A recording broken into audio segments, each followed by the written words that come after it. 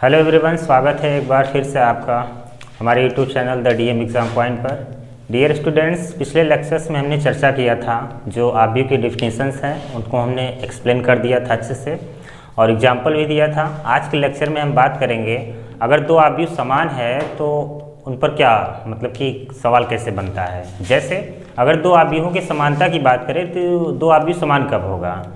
दो आबीयू समान तभी हो सकता है जब उनकी कोट क्या हो, बराबर हो। जैसे मान के चलिए हमने यहाँ पर एक मैट्रिक्स ले लिया है और ये देखिए 2, -3, 4, 5 और एक मैट्रिक्स और ले लिया है हमने जो इसके बराबर ही दिखेगा। 2, -3, 4, 5 हो गया। अब देखिए क्या है कि ये दोनों मैट्रिक्स कब बराबर होंगे, जब दोनों मैट्रिक्स के कोटि बराबर होंगे और इनका संगत तत्व आपस में क्या होगा, बराबर होगा। यानी कि देखिए जैसे हमने पिछली वीडियो में बताया था, अगर इसे हम एक आबीयू मान लें, ए बराबर है, तो इनको हम क्या कहेंगे, ए 11, इनको हम क्या कहेंगे, ए 12, इसे हम क्या कहेंगे, ए 21, 21 और इसे क्या कहेंगे, ए 22। तो इसे कहा जाता है किसी भी आबीयू का व्यापक तत्व। ये क्या है, आबीयू का व्यापक तत्व। ए 11 का मतलब पहला पंक्ति और पहला स्तंभ, ए 12 का मतलब क्या होगा, पहला पंक्ति और दूसरा स्तंभ। ठीक इसी तरह से ए 21 है, दूसरा पंक्ति पहला स्तंभ, दूसरा पंक्ति दूसरा स्तंभ। तो अगर दो आबीयू समान है या दो आबीयों में समानता है तो उनके संगत तत्व आपस में क्या होने चाहिए, बराबर होने चाहिए और उनकी कोट एक ही होनी चाहिए। जैसे अगर इस आबीयू की कोट की बात करें तो इसका कोट क्या होगा, 2 × 2। इस आबीयू की कोट की बात करें तो ये भी क्या होगा, 2 × 2। ये दोनों आबीयू आपस में क्या है, बराबर हैं।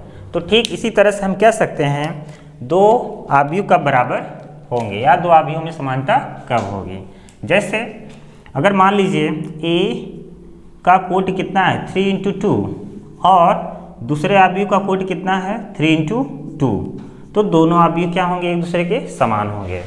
जरूरी नहीं है कि दोनों आबीयू क्या हो, वर्ग आबीयू हों, यानी स्तंभ जितने हैं उतने ही पंक्ति हों। जरूरी ये नहीं होता, जरूरी ये है कि उन दोनों आबीयों की कोट क्या होनी चाहिए, समान होनी चाहिए। कोट या आर्डर, कोट या आर्डर समान होना चाहिए, समान होना चाहिए।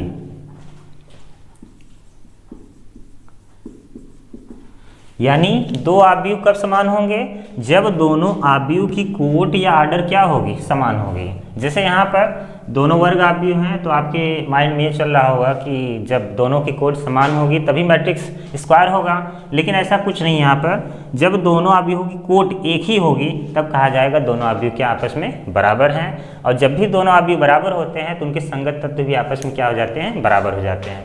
जैसे आज का जो टॉपिक होगा दो आबीयों की समानता, इस पर क्वेश्चन भी बनता है और बोर्ड के एग्जाम में क्वेश्चंस भी आते हैं। तो देखिए जैसे इस पर सवाल कैसे बनेगा, एक बार इसका डिफिनीशन रिवाइज कर लीजिए। डिफिनीशन जैसे इसको अगर बनाना हुआ तो कैसे कन्वर्ट करेंगे, दो आबीयू है तो आप बताएंगे जब भी दो आबीयू समान होते हैं, या भी ऐसे आप बताइए जब दो आबीयों की कोट आपस में बराबर हो तो उसे दो आबीयू की समानता आबीयू कहते हैं। तो अगर इन पर एग्जाम्पल्स आता है या न्यूमेरिकल बनता है तो कैसे सॉल्व किया जाएगा। तो पहले चलिए कुछ क्वेश्चन ले लेते हैं फिर सॉल्व करते हैं इसको।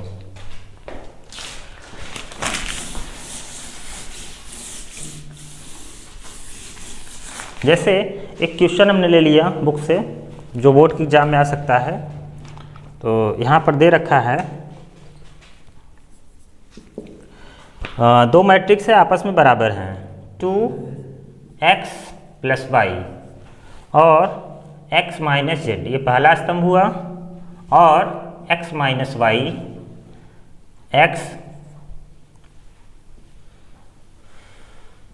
z है यहाँ, x + y + z। और ये आबीयू जो है बराबर है किसके, 10 - 1 2 8 हो गया। अब ये दोनों आबीयू आपस में क्या हैं, बराबर हैं। तो अगर ये दोनों आबीयू बराबर हैं तो इनके संगत तत्व भी आपस में क्या होंगे, बराबर होंगे। जैसा कि अभी हमने बताया कि दो आबीयू समान कब होंगे, दो अवयव समान तभी हो सकते हैं जब उन दोनों की कोटि क्या हो, बराबर हो। कोटि कुछ भी हो लेकिन बराबर हो तो दोनों आपका क्या होगा, अवयव समान होगा। और जब भी दोनों अवयव समान होगा उनके संगत तत्व आपस में क्या हो जाएंगे, बराबर। करेक्ट है। अब देखिए अगर इसको सॉल्व करना हुआ तो पहले तो बताएंगे, क्योंकि दोनों अवयव समान है, दोनों अवयव समान है, अगर समान है तो इनका संगत तत्व आपस में क्या होगा, बराबर होगा। तो हमें इसमें करना क्या है, ये क्वेश्चन दिया हुआ है। अब इस क्वेश्चन को हल करके x, y और z का मान निकालना है। यानी यहाँ कह सकते हैं x आपको निकालना है, y भी निकालना है और z भी निकालना है। यह एक प्रश्न है किताब का। यहाँ दो अवयव क्या आपस में बराबर है, तो हम बता रहे हैं चूँकि दोनों अवयव आपस में क्या है, समान है या बराबर हैं, तो इनके संगत तत्व क्या होंगे, बराबर होंगे। इसलिए संगत तत्व बराबर होंगे। जब भी संगत तत्व बराबर होंगे, देखिए कैसे, a11 के बराबर होगा, यानी ये अवयव इसके बराबर होगा। 2x + y बराबर 10, समीकरण क्या हो गया, 1। ठीक इसी तरह से ये वाला अवयव इसके बराबर होगा, x - y बराबर -1, ये समीकरण सेकेंड हो गया। अब ऐसे ये भी इसके बराबर होगा, x - z बराबर कितना, 2, समीकरण नंबर 3 हो गया। एक समीकरण और बनेगा, x + y + z बराबर होगा 8 के, x + y + z बराबर कितना, 8, समीकरण नंबर 4। अब ये 4 समीकरण दिख रहा है, इनको हल करके x, y और z निकाला जा सकता है।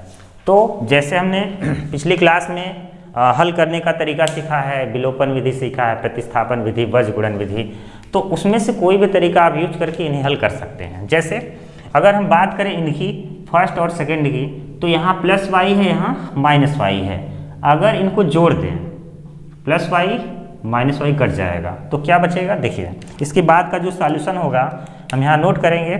समीकरण फर्स्ट प्लस सेकंड से जब दोनों को जोड़ेंगे +y - y कट जाएगा, 2x + x कितना हो जाएगा, 3x बराबर, इन्हें जब ऐड करेंगे तो 10 - 1 कितना हो जाएगा, 9, 3 3 जा 9 कैंसिल, x = 3।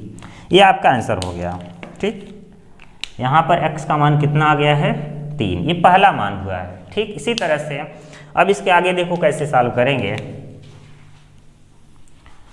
इसी तरह से अगर x आ चुका है तो x की वैल्यू सेकंड में रख दें या फर्स्ट में रख दें, y की वैल्यू आ जाएगी। तो चलिए हम लोग समीकरण सेकंड में रख देते हैं। इसके बाद समीकरण सेकंड से जब समीकरण सेकंड में रखेंगे x की वैल्यू, तो क्या हो जाएगी, 3 - y बराबर कितना, -1, या फिर 3 पक्षांतर करेंगे +1 हो जाएगा और ये +y, तो y = कितना हो गया, 4। ये आ गया किसका मान, y का मान आ गया। दोनों मान पता चल चुका है, x बराबर भी आ चुका है, y बराबर 4 भी आ चुका है। अब एक मान और बचता है, तो हम x - z बराबर 2 का प्रयोग कर सकते हैं। अगर हम इसमें x की वैल्यू पुट कर दें, रख दें, x का मान कितना, 3, तो z का मान आ जाएगा। तो आप कौन से समीकरण का प्रयोग कर सकते हैं, आप थर्ड का प्रयोग कर सकते हैं या फोर्थ का। z का मान निकालना है, चलो समीकरण थर्ड में रख देते हैं। किसी भी समीकरण से आप निकाल सकते हैं जहाँ पर z है, समीकरण थर्ड से। x - z, x की वैल्यू क्या है, 3, तो यहाँ 3 -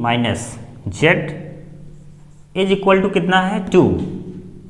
तो जब z उधर जाएगा प्लस और ये इधर आएगा माइनस, तो 3 - 2 बराबर क्या हो गया, z, यानी z का मान कितना हुआ, 1।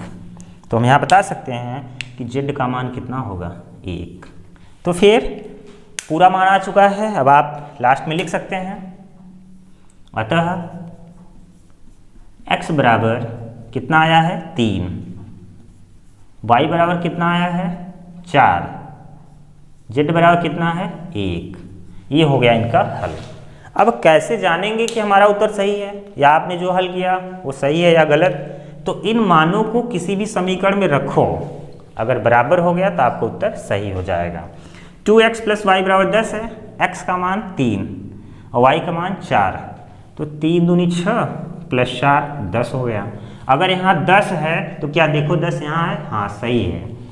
x - y, x की वैल्यू 3, y की वैल्यू 4, 3 - 4, जब 3 में से 4 को माइनस करेंगे तो -1 आएगा, सही है। और आगे चलो, x - z, 3 - 1 2 आया है, सही है।